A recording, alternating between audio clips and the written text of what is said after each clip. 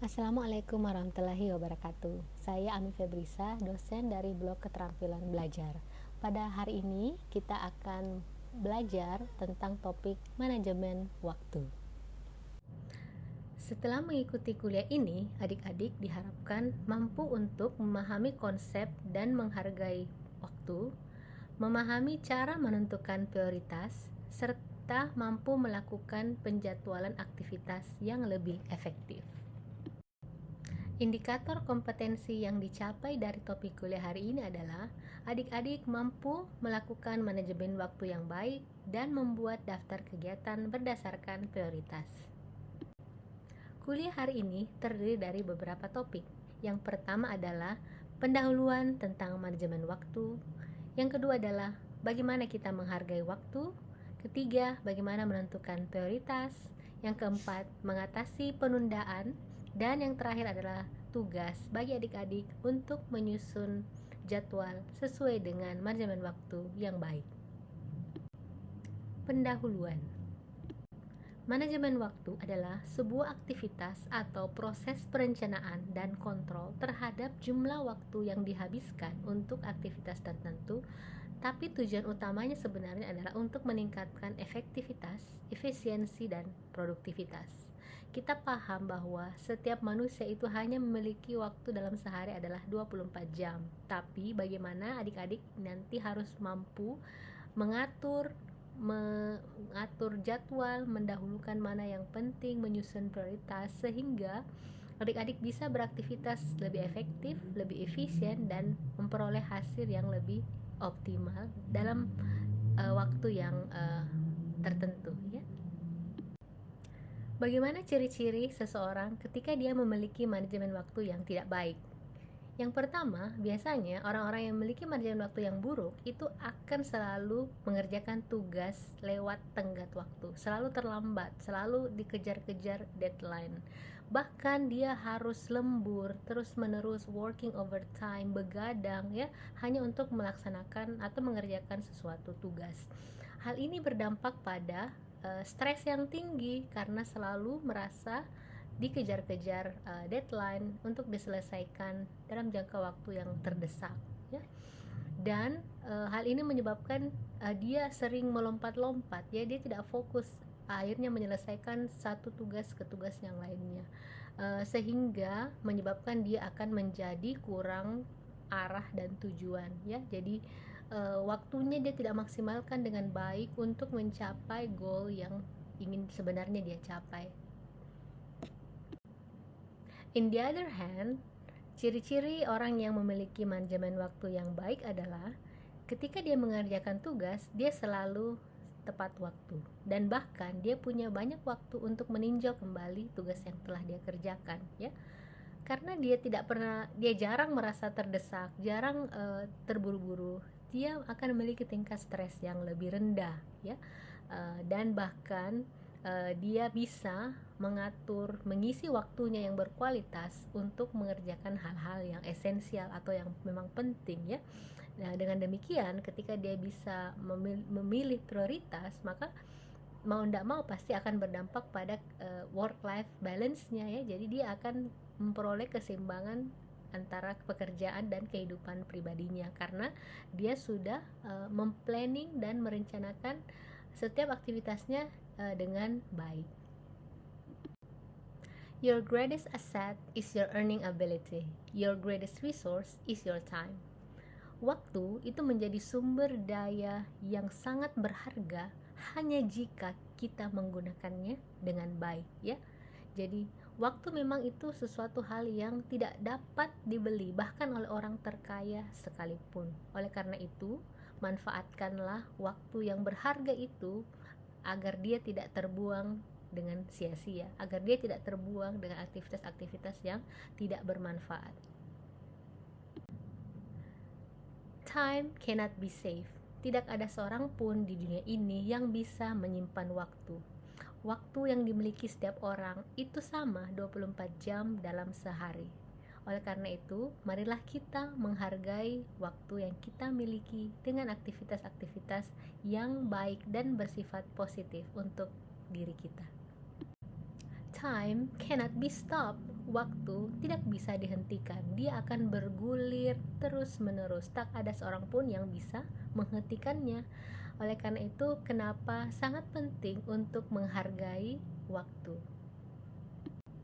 Sekarang setelah kita paham tentang waktu itu sangat penting dan perlu dihargai, maka marilah kita memprioritaskan aktivitas kita, ya.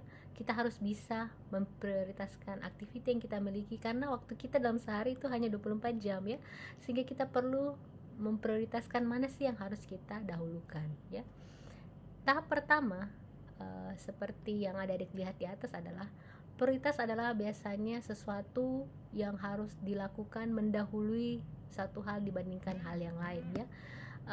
Prioritas itu sangat penting kita tetapkan, karena kalau kita tidak memiliki prioritas, maka kita akan bingung sendiri itu kita harus melakukan apa. Tahap pertama ketika ingin menentukan prioritas, adik-adik harus tahu dulu goal yang apa yang harus ingin atau adik-adik ingin capai. Apa tujuan sebenarnya adik-adik? Apa tujuan jangka panjangnya? Apa sih yang adik-adik ingin peroleh? Apa sih adik-adik yang ingin adik-adik capai, ya? Tanpa adanya goal, tanpa adanya tujuan, bahkan itu akan membuat kita sendiri bingung atas aktiviti-aktiviti yang ada, sehingga kita kadang menimbulkan konflik of priority. Kita tidak tahu sebenarnya yang saya bikin ini sebenarnya apakah sesuai dengan tujuan saya, apakah ini searah dengan goal saya atau tidak, kalau kita sendiri juga tidak menetapkan goal itu, ya. Jadi langkah pertama sebelum menentukan prioritas, tentukan dulu goal adik-adik, tujuan adik-adik apa, ya. Salah satu metode yang dipakai untuk menentukan goal adalah SMART method, yang terdiri dari S specific, M measurable, A achievable, R relevant, dan T time bound atau timely, ya. Apa itu SMART goal? Saya akan jelaskan selanjutnya. SMART method. Yang pertama adalah specific. Jadi, ketika membuat goal, buatlah goal atau tujuan yang sejelas dan sespesifik mungkin yang bisa adik-adik capai, ya. Jadi, dengan membuat goal itu spesifik dan jelas, adik-adik akan mudah mengidentifikasi langkah-langkah apa yang adik-adik akan lakukan untuk mencapai goal itu. Jadi goalnya itu harus spesifik, harus jelas, dan harus bisa terukur, ya. Jadi berikutnya nanti terukur. Contoh yang saya berikan di atas adalah goal spesifiknya adalah saya ingin lulus ujian praktikum anatomi. Jadi itu sangat spesifik, saya ingin lulus ujian praktikum anatomi. Oke. Berikutnya adalah measurable atau bisa diukur, ya. Jadi ketika kita membuat goal, pastikan adik-adik dapat mengetahui dan dapat mengukur pencapaian goal itu. Adik-adik harus bisa mengidentifikasi sebenarnya aktivitas apa sih yang harus saya lakukan untuk bisa mencapai goal itu, apa sih tandanya bahwa saya sudah hampir sampai goal itu, ya. Jadi berapa banyak, misalnya kalau misalnya contohnya adalah lulus ujian praktikum anatomi, berarti berapa banyak sih materi yang harus saya pelajari, berapa banyak sih tugas yang harus saya kerja, berapa banyak sih kuis yang harus saya selesaikan. Jadi contohnya di atas adalah saya akan mengerjakan semua tugas dan kuis anatomi dengan nilai yang baik. Jadi dengan asumsi bahwa ketika saya mengerjakan tugas dan mengerjakan kuis anatomi dengan nilai yang baik, itu saya akan lebih dekat dengan goal saya untuk lulus di ujian praktikum anatomi. Yang berikutnya adalah achievable atau bisa dicapai. Jadi pastikan tujuan yang dibuat itu adik-adik dapat raih. Jadi adik-adik bisa lakukan, ya. Ini penting karena kalau goal itu tidak bisa dicapai atau not achievable, itu membuat adik-adik akhirnya menjadi kurang termotivasi. Jadi contohnya di atas adalah saya akan belajar materi anatomi sehingga saya bisa mengerjakan semua tugas dan kuis anatomi dengan nilai yang baik. Jadi saya bisa capai karena saya bisa belajar. Jadi kegiatan belajar ini sesuatu yang bisa saya lakukan, sehingga dengan demikian akan memudahkan saya untuk mengerjakan tugas, mengerjakan kuis dengan nilai yang baik. Dan itu akan berdampak pada ujian saya. Itu diharapkan dengan begitu saya bisa lebih siap untuk ujian sehingga bisa lulus ujian praktikum anatomi. Dalam menetapkan goal, pastikan aktivitas yang ditentukan atau yang dilakukan itu relevan. Jadi setiap tujuan atau apapun yang kita lakukan itu harus relevan dengan nilai-nilai yang adik-adik pegang, atau tujuan jangka panjang atau tujuan besar yang ingin adik-adik capai ya. Kalau suatu activity atau suatu kegiatan tidak berkontribusi terhadap tujuan jangka panjangnya adik-adik, sebaiknya adik-adik harus memikirkan kembali kegiatan tersebut ya. Jadi contohnya di sini adalah saya akan untuk dapat lulus pada ujian anatomi, saya akan belajar materi anatomi sehingga saya bisa mengerjakan semua tugas serta kuis anatomi dengan nilai yang baik. Jadi maksudnya adalah kegiatan belajar, mengerjakan tugas dan kuis itu adalah sesuatu yang relevan dengan tujuan jangka panjangku, yaitu lulus ujian praktikum ya. Jadi pastikan aktiviti yang dipilih itu relevan dengan goal adik-adik. Kemudian berikutnya, dalam menetapkan goal sebaiknya ada time bound, ada time limit ya. Jadi harus ada kerangka waktu tujuan yang ingin dicapai ya, karena dengan adanya deadline, dengan adanya rentang waktu, itu akan memberikan adik-adik kesempatan untuk menetapkan prioritas serta selalu memberikan reminding ke kita tentang goal tersebut ya. Jadi contohnya di sini, untuk bisa lulus ujian praktikum anatomi, saya akan belajar materi anatomi sehingga saya bisa mengerjakan semua tugas dan kuis anatomi dengan nilai yang baik pada minggu ini. Jadi maksudnya pada minggu ini saya itu sudah harus belajar supaya nanti saya bisa mengerjakan semua tugas, mengerjakan semua kuis, dan akhirnya saya akan siap untuk mengikuti ujian praktikum anatomi dan saya bisa lulus. Jadi harus ada time limit atau time bound untuk setiap goal yang adik-adik tetapkan. Jadi begitulah cara menentukan goal yang baik. Nah, sebelum kita masuk tentang bagaimana kita memprioritaskan sesuatu aktivitas, maka mari saya perkenalkan adik-adik ke kuadran yang disusun atau diusulkan oleh Eisenhower. Eisenhower adalah Presiden Amerika Serikat yang pernah mengatakan hal berikut: what is important is seldom urgent, and what is urgent is seldom unimportant. Jadi menurut beliau, apapun aktivitas yang adik-adik akan lakukan, sebaiknya kelompokkanlah ke dalam 4 kuadran Eisenhower ini ya. Kuadran ini terdiri dari 4 kuadran. Kalau adik-adik lihat di atas, di kolom yang pertama adalah kolom warna hijau, berisi aktivitas yang penting dan urgent, penting dan mendesak. Pada aktivitas ini sebaiknya adik-adik segera lakukan ya, sesuatu aktivitas yang biasanya bersifat deadline. Kemudian kuadran kedua adalah kuadran yang berwarna kuning. Di sini kuadran yang sebenarnya penting tapi tidak mendesak atau tidak urgent. Jadi aktivitas-aktivitas yang penuh dengan perencanaan, planning, persiapan ya.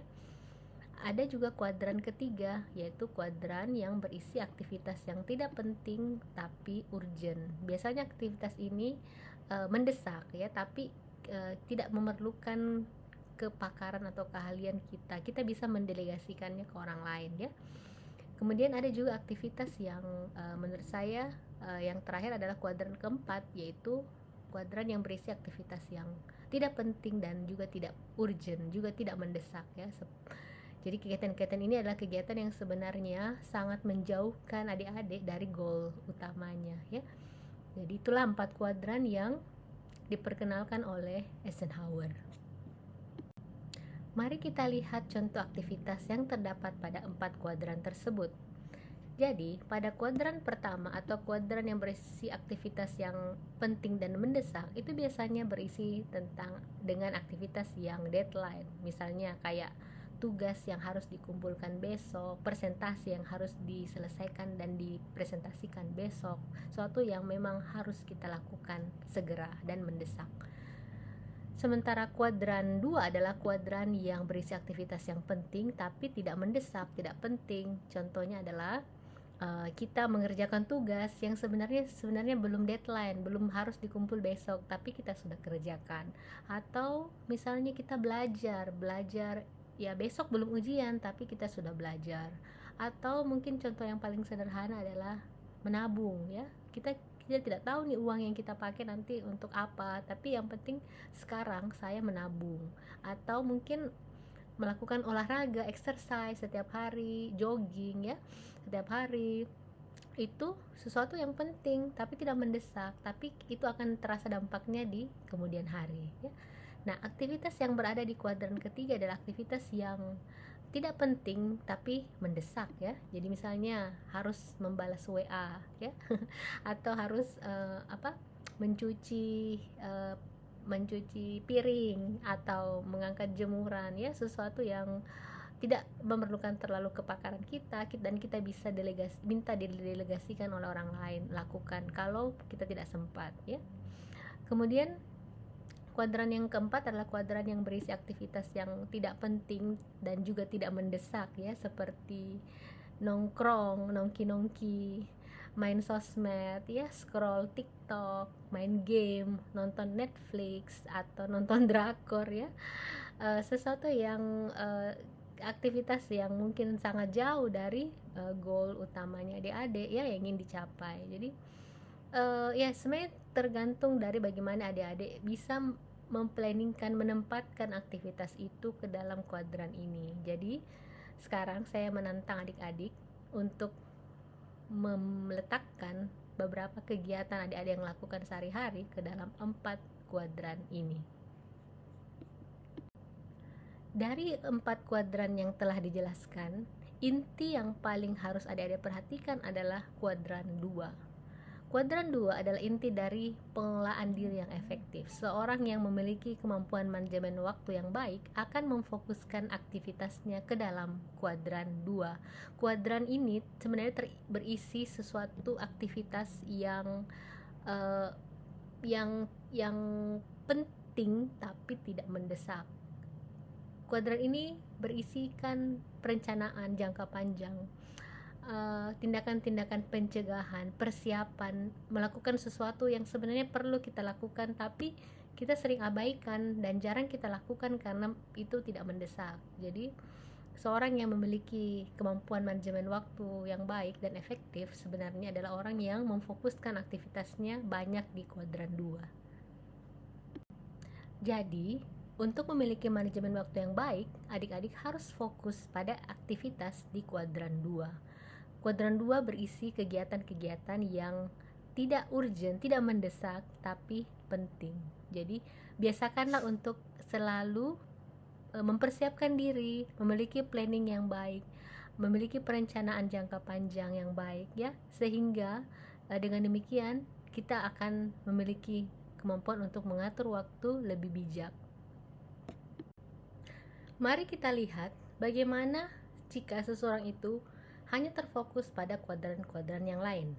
Misalnya, jika seseorang itu selalu terfokus pada aktivitas kuadran 1, yaitu yang penting dan urgent, jadi semua aktivitasnya dia letakkan di kuadran ini, maka semua yang dia lakukan itu harus selalu terasa deadline, harus selalu terdesak, maka dia akan gampang stres, kelelahan karena overtime working ya, kemudian harus selalu merasa tertekan, dikejar-kejar batas waktu dan tenggat waktu ya, karena semua aktivitasnya itu sistem kebut semalam ya, tidak ada perencanaan yang baik sehingga dia akan merasa kewalahan.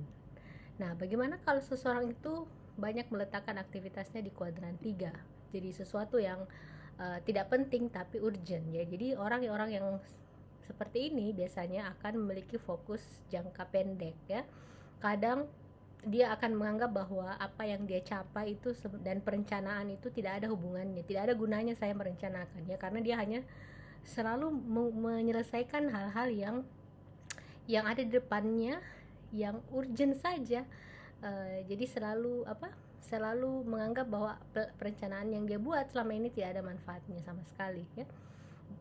Kemudian bagaimana jika seorang itu hanya terfokus pada aktivitas yang tidak penting dan tidak urgent, dia hanya kebanyakan nonton Netflix, kebanyakan nongki-nongki, aktivitas yang jauh dari tujuan utamanya, maka dia akan jatuh pada kegagalan ya. Dia akan mungkin dipecat dari pekerjaannya kalau dia seorang karyawan, atau bahkan dia mungkin tidak lulus mata kuliah kalau dia seorang mahasiswa, karena banyak waktunya dihabiskan untuk hal-hal yang tidak penting dan tidak mendesak. Nah, jika kita atau adik-adik banyak berfokus pada aktivitas di kuadran 2, yaitu aktivitas yang sebenarnya penting tapi tidak urgent, maka adik-adik itu akan menjadi seorang yang visioner ya. Apabila dia akan disiplin, terlatih untuk disiplin, akan mencapai keseimbangan antara work life balance ya. Karena kalian punya perencanaan yang baik, manajemen waktu yang baik, kalian bisa memetakan mana aktivitas yang saya lakukan sekarang sehingga nanti saya banyak waktu untuk melakukan aktivitas lain. Jadi semua kegiatan-kegiatan perencanaan, planning itu ada terfokus pada kuadran 2. Jadi adik-adik akan memiliki kemampuan kontrol yang besar atas aktivitas-aktivitas yang adik-adik lakukan ya.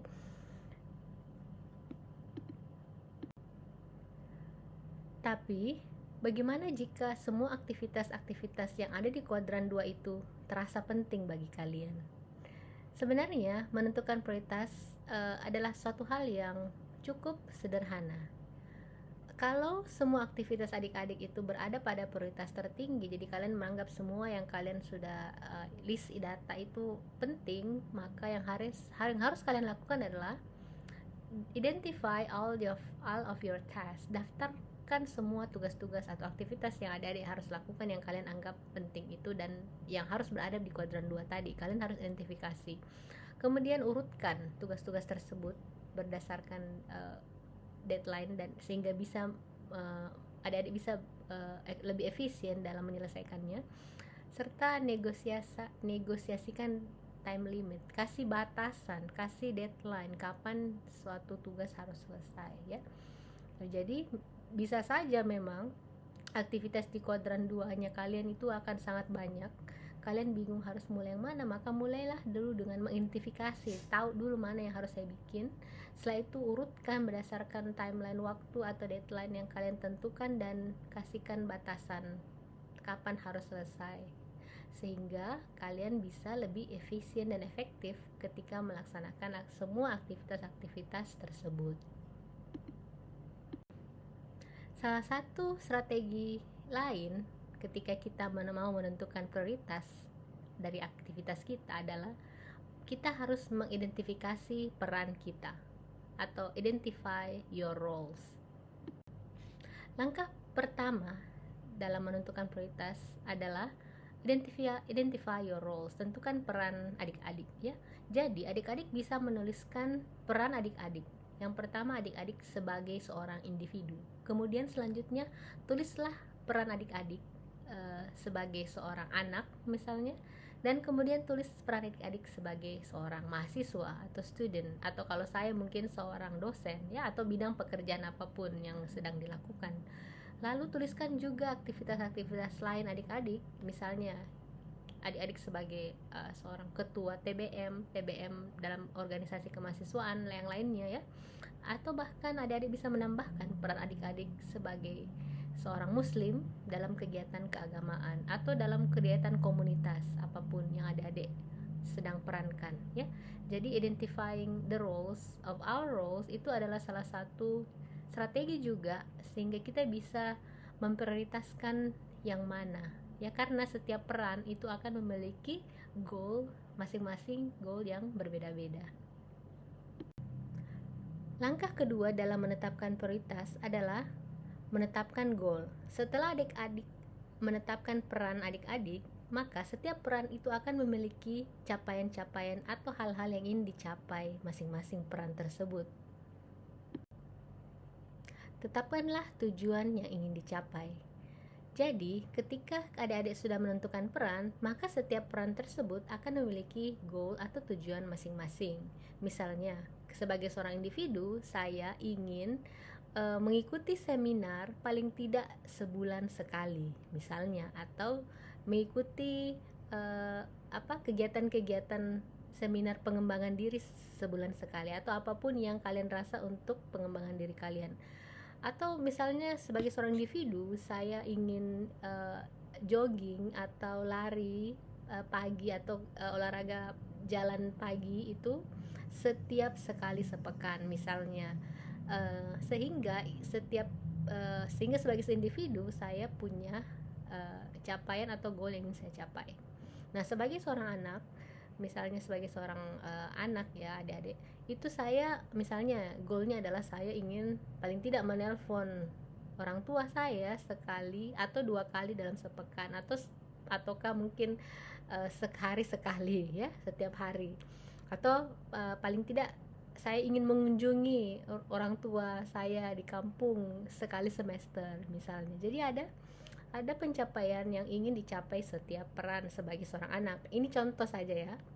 Nah, misalnya ketika sebagai seorang mahasiswa, maka goal saya adalah saya harus belajar setiap hari misalnya ya, atau saya harus mengerjakan tugas praktikum saya hari ini atau hari apa atau berapa kali atau sesuai dengan yang dijadwalkan oleh tugas tersebut.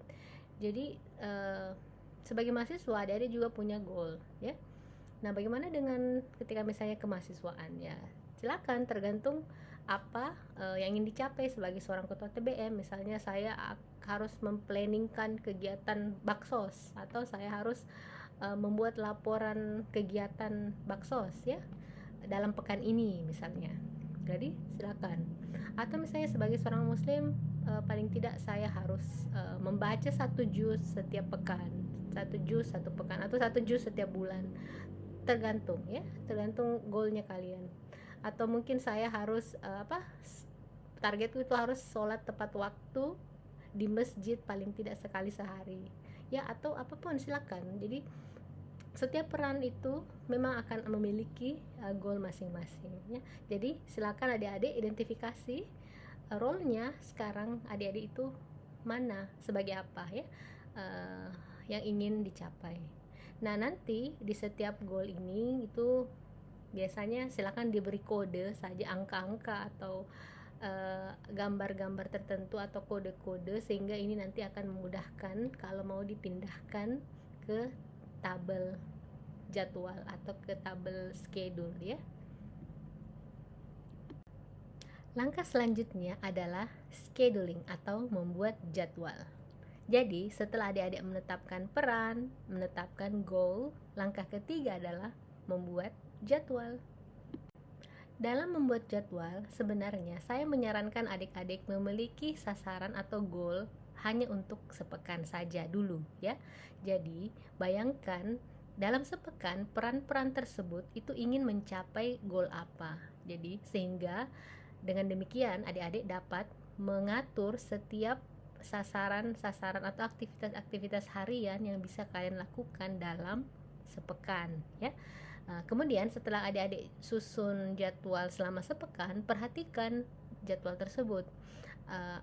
Ketika adik-adik sudah masukkan semua aktivitas tersebut yang merupakan aktivitas kuadran 2 ya, maka lihatlah lagi apakah masih ada masih adakah tempat-tempat jadwal kosong yang memang lowong ya, sehingga adik-adik bisa memiliki waktu untuk untuk hal-hal yang tidak terduga ya. Dengan adanya planning selama sepekan yang adik-adik buat, itu adik-adik juga akan bisa siap jika ada suatu aktivitas yang memang misalnya tiba-tiba harus dilakukan secara tidak terduga ya. Kita mungkin harus menggeser beberapa aktivitas yang telah kita susun. Jadi dengan demikian, dengan mengatur suatu jadwal selama sepekan, terutama mengatur aktivitas di kuadran 2 dalam sepekan, itu sebenarnya adalah salah satu cara yang sangat baik untuk manajemen waktu ya. Coba adik-adik perhatikan tabel di atas ya. Tabel ini sebenarnya berisi aktivitas sepekan yang dicontohkan oleh tabel yang sebelumnya ya. Jadi angka-angka pada kolom hari ini adalah sebenarnya kode dari beberapa goal-goal yang ingin dicapai oleh contoh sebelumnya. Jadi misalnya kode nomor 1 tadi itu adalah sebagai individu dia ingin mengikuti seminar. Jadi dia sudah memplanningkan bahwa setiap hari Senin nanti atau hari Senin dia akan mengikuti kegiatan seminar. Atau misalnya yang 9 ini adalah role-nya dia sebagai seorang muslim, bahwa paling tidak ketika dia sholat duhur dia itu ingin tepat waktu dan setiap hari itu dia sholat di masjid misalnya ya. Jadi dia sudah memplotkan semua goal-goal tersebut, aktivitas-aktivitas tersebut dalam satu pekan. Nah, dengan begini mahasiswa tadi bisa melihat area-area atau waktu-waktu lowong yang memang masih tidak terisi ya, sehingga dia bisa prepare untuk hal-hal yang tidak terduga.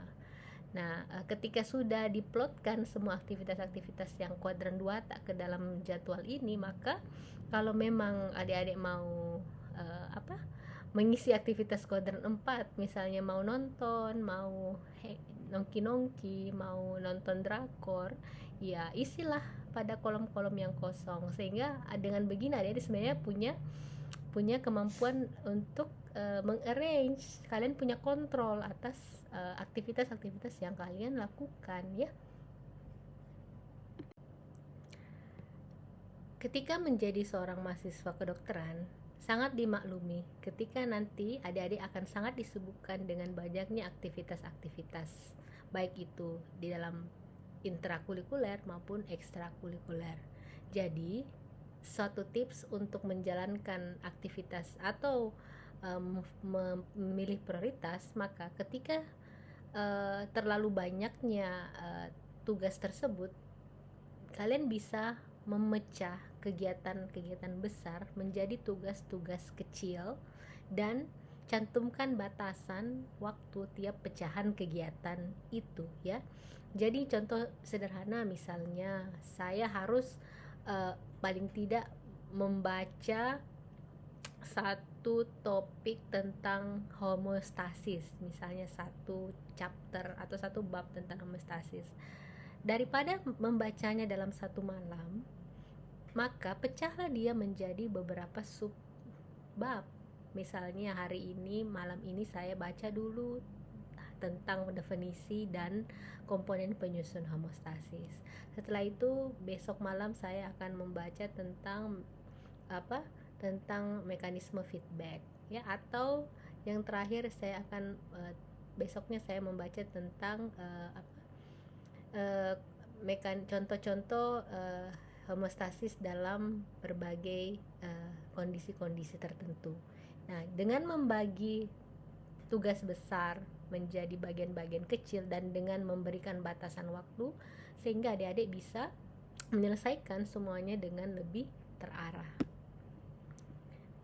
Kemudian tips berikutnya, kalau terlalu banyak, pastikan kerjakan satu bagian atau satu tugas yang kalian sudah tetapkan itu sampai selesai ya. Jadi ketika sudah kalian tetapkan saya harus baca bagian ini malam ini, maka bacalah sampai selesai ya. Jadi suatu riset membuktikan bahwa lebih bagus kalau kita menyelesaikan satu dulu sampai selesai daripada kita melakukan semua aktivitas tapi tidak ada satu pun yang selesai ya. Jadi selesaikan one by one ya. Nah, tips berikut adalah berikan penghargaan atas prestasi yang telah kalian capai. Jadi sebenarnya ini tujuannya adalah untuk selalu menumbuhkan rasa penghargaan dan motivasi diri Anda, sehingga kalian merasa bangga bisa menyelesaikan tugas itu. Jadi ketika misalnya kalian sudah selesai membaca satu chapter homeostasis tadi ya, belikanlah reward simple yang memberikan rasa penghargaan kepada kalian bahwa kalian telah berhasil membaca satu chapter ya. Misalnya dengan misalnya dengan makan es krim atau dengan dengan apapun lah yang menyenangkan buat kalian ya, tapi tidak juga terlalu berlebihan. Jadi biasakan untuk memberikan reward untuk apapun pencapaian yang kalian capai, sesederhana apapun reward itu, sehingga kalian bisa memaknai arti dari pencapaian yang kalian peroleh. Tahap terakhir dari menentukan prioritas adalah evaluasi. Setelah adik-adik menjalani kegiatannya selama sepekan, adik-adik sebaiknya mengevaluasi aktivitas yang telah dilalui itu. Adakah yang tidak dilaksanakan? Adakah yang tidak terselesaikan? Atau berapa pencapaian-pencapaian yang dicapai dalam sepekan? Mana yang dirasa terlalu berat? Mana yang dirasa goalnya harus dipecah lebih kecil? Itu sebaiknya adik-adik identifikasi sehingga ketika membuat penjadwalan pekan berikut itu bisa lebih baik. Topik selanjutnya adalah overcoming procrastination, atau bagaimana cara mengatasi sifat menunda-menunda, ya. Jadi, menunda-menunda atau procrastination itu sering diartikan sebagai kegiatan yang mengulur-ulur waktu. Sesuatu yang harusnya dilakukan sekarang kemudian ditunda tanpa ada alasan untuk menundanya ke waktu lain, ya. Apa sih penyebabnya seorang itu sering menunda ke suatu kegiatan? Yang pertama adalah laziness atau kemalasan, ya. Jadi kemalasan sebenarnya adalah faktor kebiasaan, ya, yang dimiliki seseorang sehingga dia akan berdampak pada kemampuannya untuk menyelesaikan tugasnya secara mandiri. Yang kedua adalah dia menunda karena dia tidak berpengalaman, dia tidak tahu bagaimana menyelesaikan tugas tersebut. Atau menunda karena mungkin aktivitas tersebut tidak menyenangkan, sesuatu yang bukan minatnya, ya, sehingga dia menunda. Atau dia takut gagal, jadi dia tidak pernah mau mencoba sehingga dia selalu menunda. Dia selalu merasa mungkin tidak bisa berhasil, dia gagal dan sebagainya, belum dilakukan pun dia sudah merasa itu sehingga dia menunda aktivitas tersebut. Ataukah dia menunggu banyak informasi tambahan, misalnya ketika dia melakukan sesuatu dia butuh dulu banyak info tentang suatu hal untuk bisa memutuskan dia akan melaksanakan hal tersebut atau tidak. Nah, dampaknya bagaimana kalau orang sering menunda? Jadi kalau kita sering menunda itu kita akan jatuh pada kondisi disebut sebagai prokrastinasi tadi, ya. Procrastination adalah satu kegiatan yang sebenarnya kita menunda pekerjaan yang penting dengan hal-hal lain yang tidak penting, sehingga pekerjaan penting itu menjadi tertunda. Bagaimana teknik untuk mengatasi procrastination atau sifat menunda?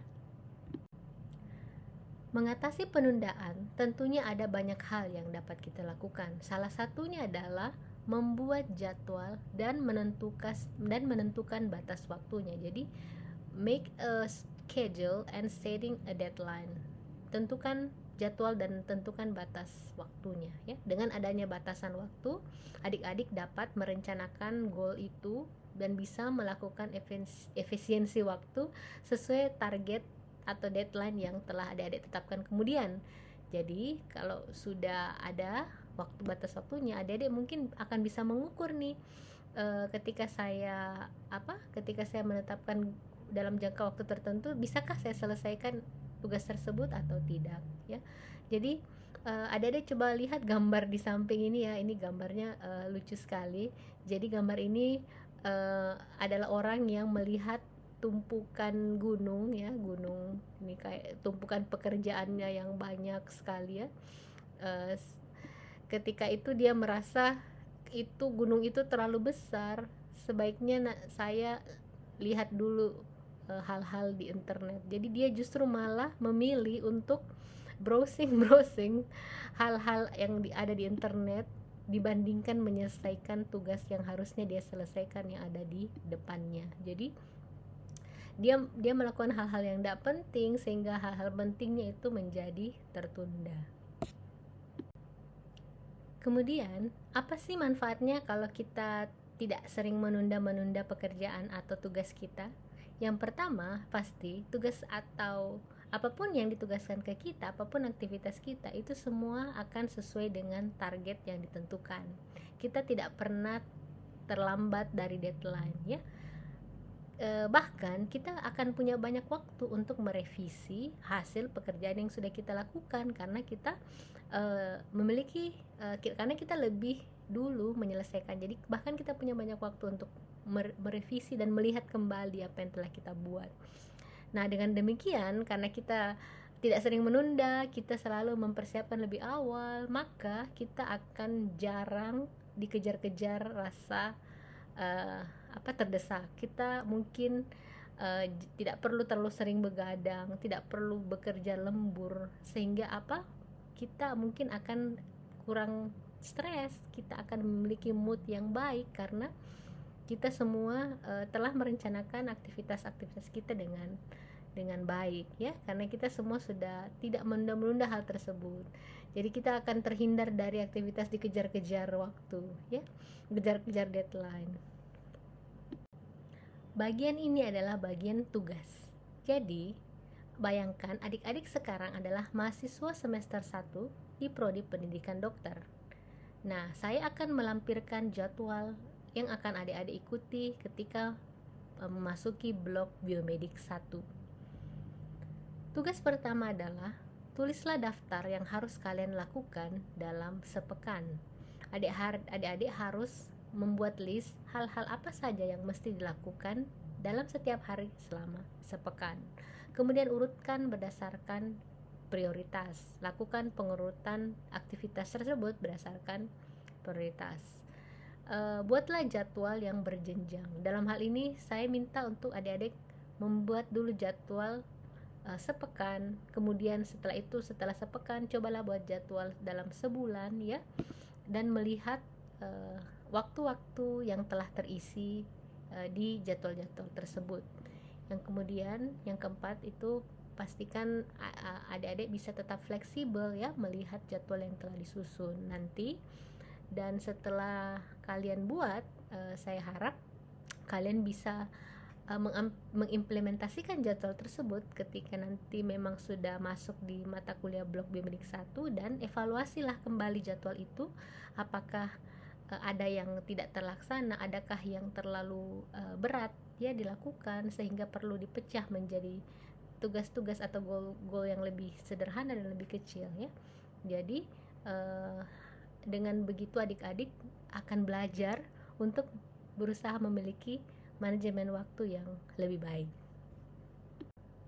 Demikian presentasi saya tentang topik manajemen waktu. Semoga bermanfaat. Billahi fisabil haq wasabiqul khairat. Wassalamualaikum warahmatullahi wabarakatuh.